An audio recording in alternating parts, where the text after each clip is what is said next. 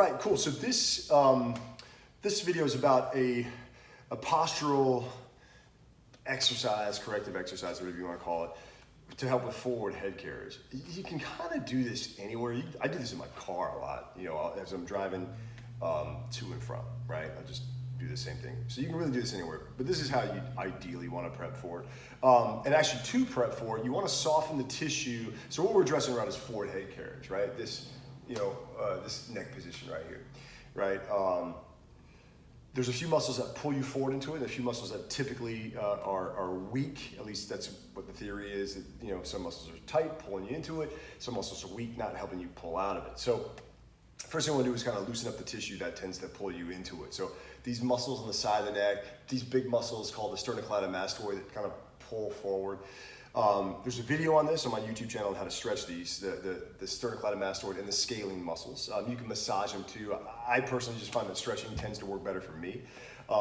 Then you have the pec minor, which is right here, attaches from your clavicle, this shoulder bone, right down to your, I think it's like your first or second rib, I forget, but it pulls things down. So loosening up that tissue, you can get a ball and get it in there, like get your body against the wall, right? Wedge your body against the wall and massage up and down, right, on that spot. And you'll feel it. It's usually pretty tight on most people.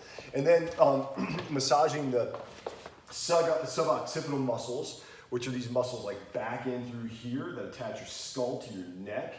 Again, kind of the same thing. You can put a ball in there and just grind that out a little bit. It feels really good, right? You put your head against here and just kind of work into that, and you can even like flex and extend the neck to get that guy nice and loose.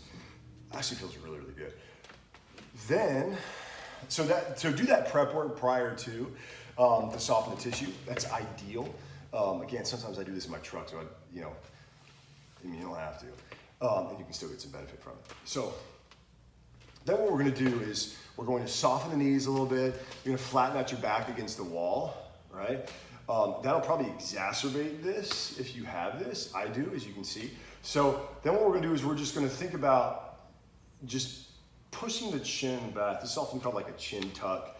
You're going to tuck the chin. Now I recommend keep your mouth closed. Obviously I'm talking to you, so I'm not going to be able to keep my mouth closed. Mouth closed, tip of the tongue at the roof of the mouth. And you're just going to tuck the chin back. And it's almost like, the way I like to think about it is not the back of the head, right? Because you see what that does.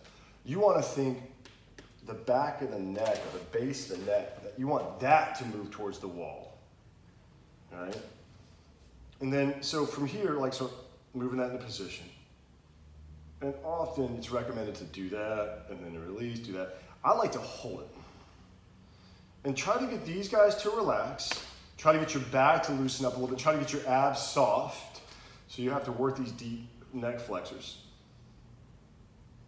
And then from here, what I like to do is I like to take my thumb and challenge this position a little bit. So what I mean by that is my head doesn't go anywhere. My chin stays the same. And then I'm just going to push gently up into it.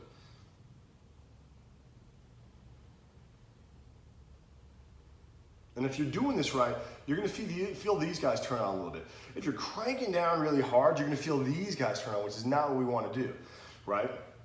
So you're gently challenging the position, not pushing down on the thumb, if that makes sense, right? So again, here's what we're going to do. Mouth closed.